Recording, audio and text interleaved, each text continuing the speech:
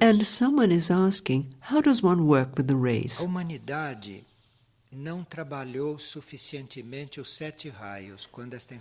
Humanity did not work adequately on the 7 rays when this information was given, because information on the 7 rays was given a few decades ago very clearly to all those who needed to know.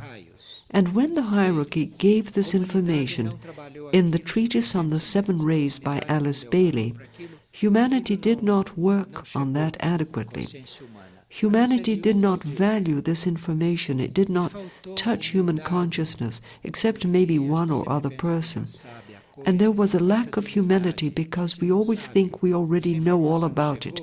A lack of humility because we don't know. If the information came to us, it's because we needed it, all of us as humanity. Each one was supposed to work on the rays in a specific way, and then humanity would have been worked on much better. Humanity would have evolved much more if it had done this work, if it had submitted to these laws and to that information which was being presented. There was a lack of humility, old habits were not given up, we would have had to forego all that we had learned before about energy. And the fact is that the rays were not worked with. The rays in themselves fulfilled their task, so much so that the world is here. Many things were manifested. But humans did not work together. We can see this by what happened to science. The 5th ray carried out its work. The 5th ray did its part, but you can see what the scientists are doing. So that our side was lacking, and the same thing happened with practically all of the rays. Now, these rays did their part. We did not do ours, but we can become aware of this.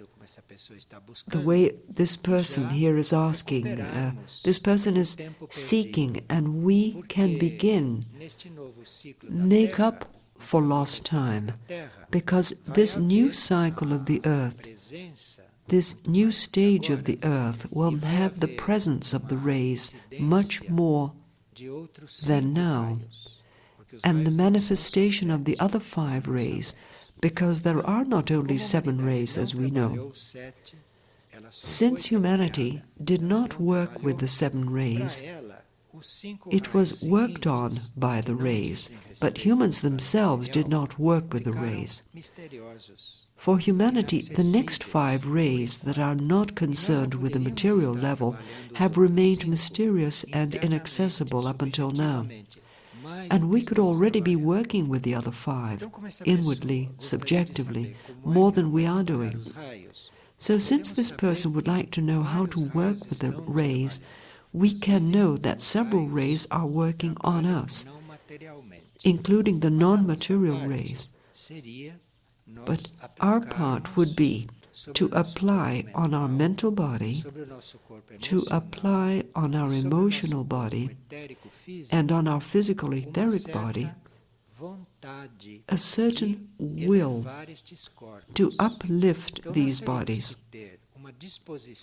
So we would have to have the willingness, we would have to have the intention, and we would have to have the willpower to uplift the quality and the vibration of these bodies. So we have to watch, we have to take notice of everything that does not uplift the mental body. I get rid of. Everything that does not uplift my emotional body, I also avoid. Everything that densifies my physical etheric body, I also avoid. But this, as we have said, calls for renouncing certain habits. It calls for renouncing, giving up our tendencies, our set patterns, and we need humility to be able to do that which comes to us at the time in this area.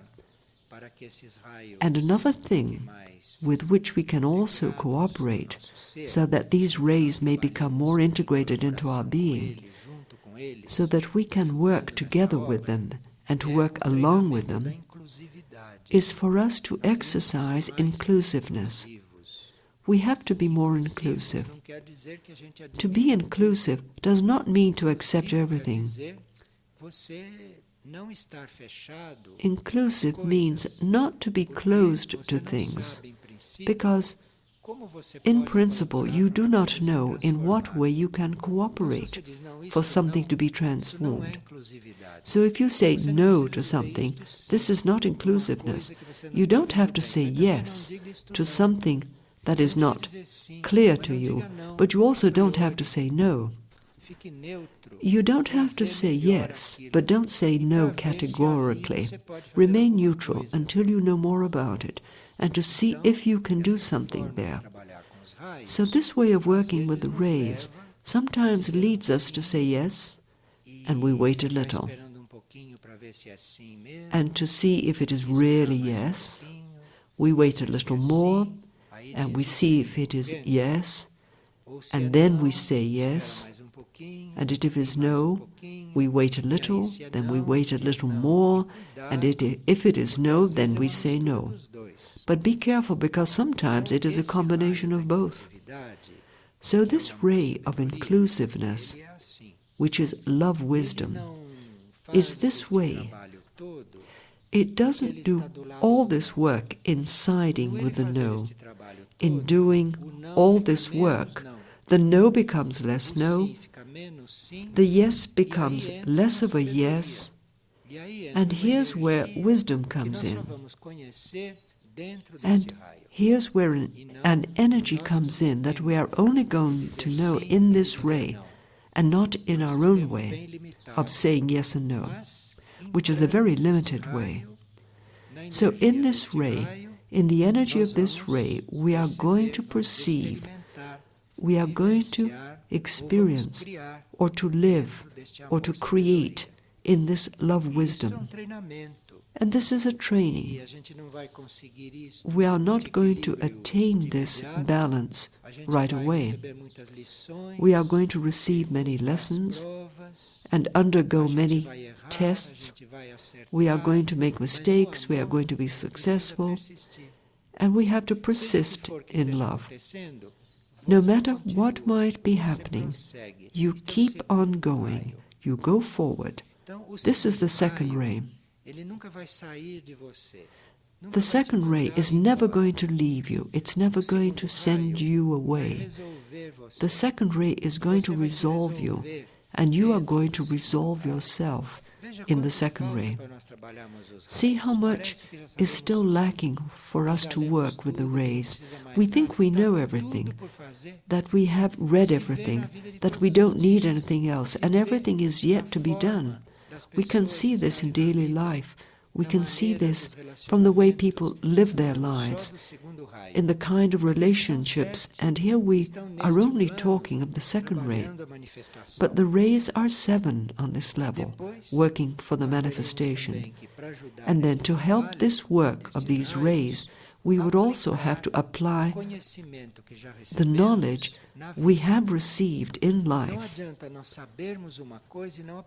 It's no use our knowing something and not applying it, our knowing one thing and living another and doing something else.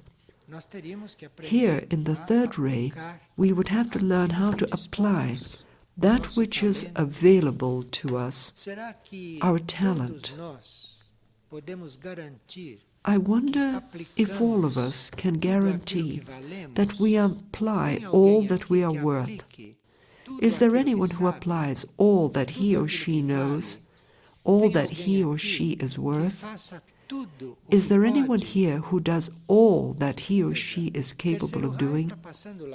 So you can see how the third ray is far away. Because if we look at all that we have been prepared for, all that we have been prepared for, or all that for which we have already received a certain preparation, we see we don't put it into practice because we wait so that we can become better prepared. We wait to become more mature. There are some people who know how to do certain things extremely well, and we don't find those people doing anything at all. They are doing other things, but not those things that they can do much better. This is lack of the third ray. It comes from the lack of contact with the third ray. Because each one of us has some aspect that is more prepared than others. So while we learn other things, we can apply that which is best in us. But we have so many illusions. For example, we are too busy, we have too much to do, we don't have the time to do that, or the time has already passed, I no longer feel the urge. See what a lack of the third ray. These are the illusions of the person's mind. That person may stop doing something because others will do it, and so the person does something else. This is a lack of the third ray. This is one of the most active rays on earth, and one of the most active rays in humanity. And we act this way in regards to it, then imagine what we do in regard to the others. This is one of the most active rays, so see, we really have to think through these issues. We have to rethink these attitudes because there are still another 5 rays to which we have to begin to relate. But this is the basis. Well, we have looked at the first, the second, and the third. Let's go to the fourth, which is our quest for all that is harmonious and for all that is beautiful. I wonder if we really seek this. I'm not sure. Because if you go around, you find things that are out of place, things that are dirty, things that are disorderly, things that are unfinished, things that are done carelessly, things that are done unwillingly. These cannot express that harmony which they are meant to express. And if I don't see beauty, and if I don't see harmony in the souls with which I interrelate, these souls lose the opportunity of having this harmony, this beauty called forth in them. So a soul is beautiful, is harmonious, a soul is perfect in its essence. But what are we doing with this soul? Are we regarding it as something beautiful? Are we regarding it as something perfect? Or are we considering it something imperfect? Or are we looking at the flaws in it? So we have to practice this fourth ray. We have to open ourselves up to this fourth ray. And if this fourth ray becomes active in us, if we really channel this fourth ray, we will enter this hall, and in the fourth ray we will perceive the best possible way to arrange this hall, for it to be harmonious and clean and bright and with a good vibration. I can see this just by entering here. So instead of coming in here to find a place to sit down, which I also have to do, I come in here looking out for the best this hall is offering. In the environment, in everything, in the vibration, in the air, everything.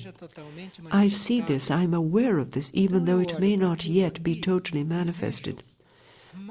So I look at everything here and I see the maximum potentiality that is present here, the greatest potentiality that this place has to radiate, simplicity, harmony, beauty, with whatever there is here. I have to be in this ray to be able to evoke all that is most harmonious, most beautiful that exists here, in all these objects, all these things, because all these things we see here can become more within their scope if I attract this, if I am attentive to this, if I cooperate with this. So here there are many objects, and if these things are arranged with harmony, all this here becomes more harmonious. It becomes more beautiful than if it were all disorderly.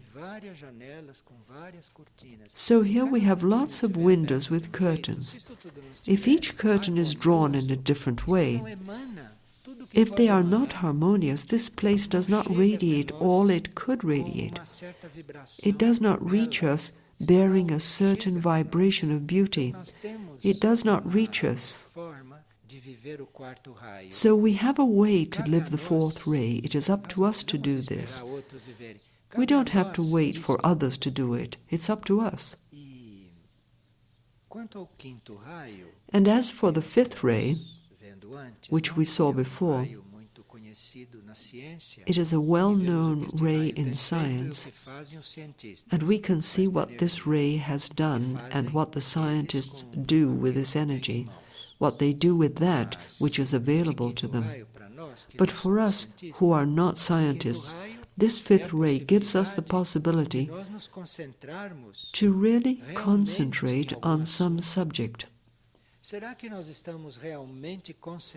I wonder if we really concentrate on our intentions. All of us have good intentions. If not, we would not be here. If we did not have good intentions, we would not receive the help to be present in a place like this. And if we did not have good intentions, we could perhaps not even be alive. We are alive, we are kept alive because we have good intentions. But I wonder if we concentrate adequately on our intentions. I can have the intention to be punctual. I can have the intention to fulfill what I am supposed to do. But I wonder if we are really focused on this, or if we fail when the time comes. I have the intention for sure, but when the time comes, I fail to carry it through. When the time comes, I just don't do it. When the time comes, it just doesn't happen. This is because the fifth ray has not set in. This is a lack of the presence of the fifth ray. See how many people would like not to drop their notebooks on the floor. No one drops his or her notebook intentionally. The intention is not to allow the notebook to fall on the floor, and yet the notebooks keep on falling. This is the lack of the fifth ray. It is a lack of focusing one's decision, and not only one's intention. It is a lack of focusing one's mind, of focusing one's energy, so that other things happen according to one's intentions. This is the fifth ray. One's intention might be another ray. We can have a loving intention or any other kind of intention. The quality of the intention is something else, but the fifth ray is for you to hold that steady, for that to be fulfilled, for that to really happen. And the fifth ray is very active as well, like the third ray. The fifth ray is very active. If we know how to invoke it, if we know how to keep it before us, if we know how to hold it in our hearts and in our minds, this fifth ray can take us far. The fifth ray can make it possible for a lot of things to happen, and the world can improve considerably. This is a time, a stage of the world and of this humanity in which the fifth ray is very active. The fifth ray is very present, and we are not more precise, we are not firmer, because we have not made a thorough link with this ray, because we don't pay attention to this. We have not yet made up our minds to incorporate this fifth ray.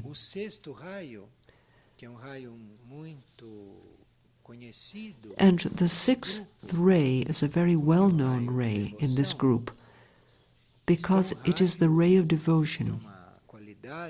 This is a ray, a quality, this is an energy that begins to be manifested when I have a very exclusive dedication, when I am not divided.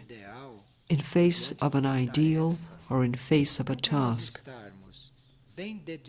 So for us to be very dedicated, for us not to be divided, for our dedication not to be lukewarm or not to be half-hearted, because we are dedicated. We have this ray.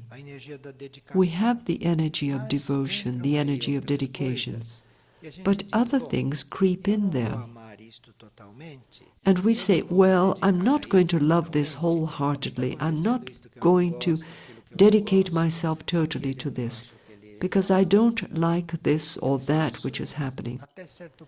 I don't think that person is suitable, so I'll only go so far.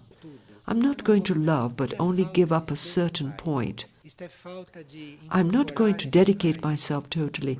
This is a lack of the sixth ray. This comes from a failure to incorporate this ray, because this ray knows well what it is doing. You should not hold back devotion. You should not confine the movement of devotion. You must not be afraid of being devoted. You have to see what you are devoted to, where you are channeling your devotion. But if you are aware of where you are placing this energy, you should not be measuring it. So if you have come to the conclusion that you are to be devoted to the one and only, there is nothing else for you to do except to be devoted to the one and only. If you have already perceived that you have to be exclusively dedicated to that part of the plan of evolution that was entrusted to you, you must not doubt. You should not do it halfway or merely partially. There are some people who do only just a little bit in order not to get hurt. They are afraid of getting injured. They say, if I get into this, maybe I could get walloped, and then what will become of me? This happens because of lack of devotion. This is lack of devoted love. This ray is closely linked to the second. It's hard to separate these two, devotion and love wisdom. This is our dedication. All that we apply to our task, to the part of the plan of evolution that was entrusted to us, we have to have devotion for this. There is nothing to justify your not doing your part totally, as though all the others were doing their part, because this is a weakness of those who are devoted. They know their part. This is theirs to fulfill. But since the part is a group task and the others are not even aware of their part, they begin to hold back. They say, no, why am I going to do this if the others don't do their part? So I'm going to do less. I'm going to do just a little bit. This is lack of devotion. This is absence of this ray. We have to open up to this ray, because devotion doesn't wear anyone out. Devotion does not exhaust anyone. You think that if you are being very devoted, you are thereby going to suffer.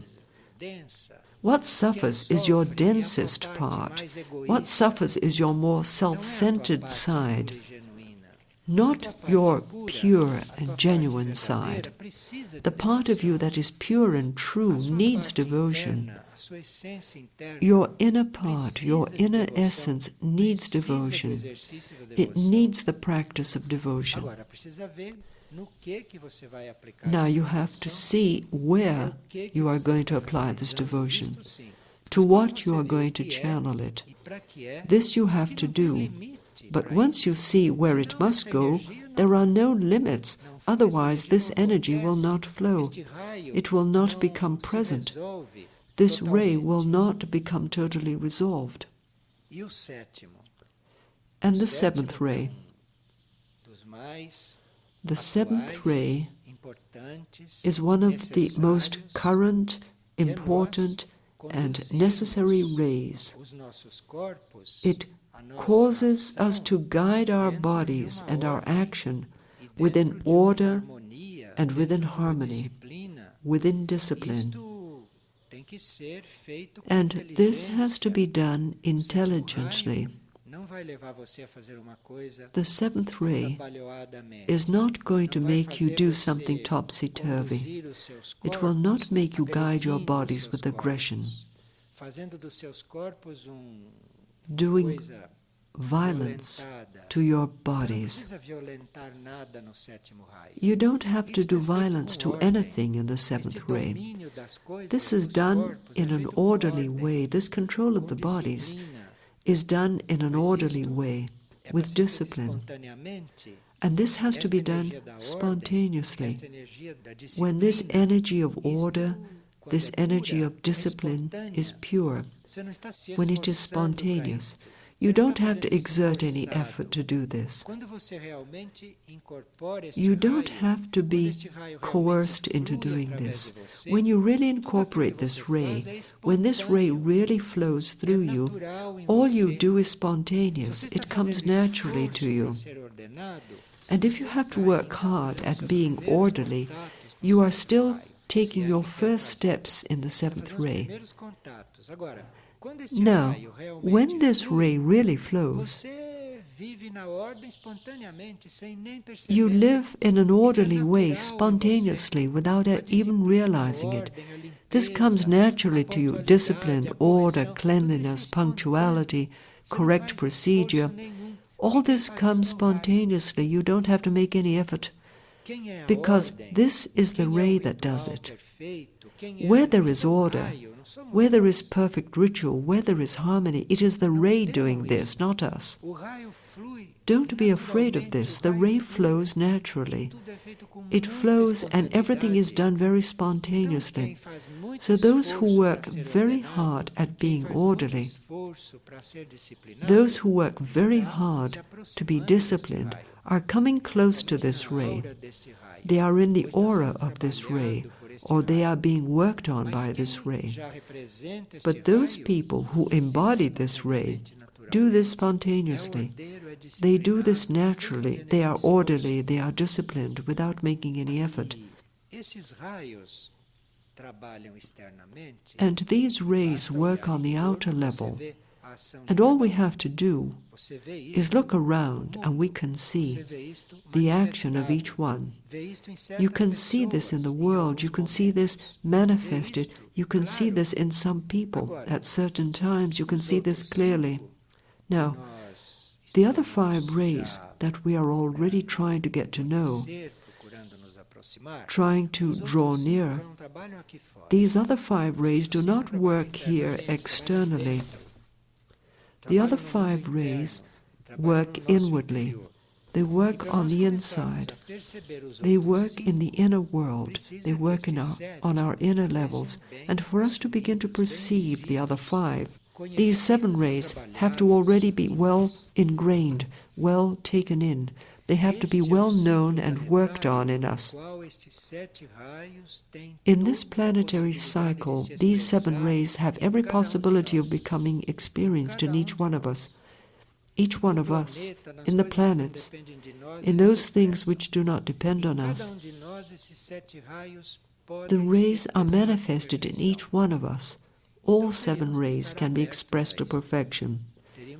So we would have to be open to this. We would have to be willing to accept this.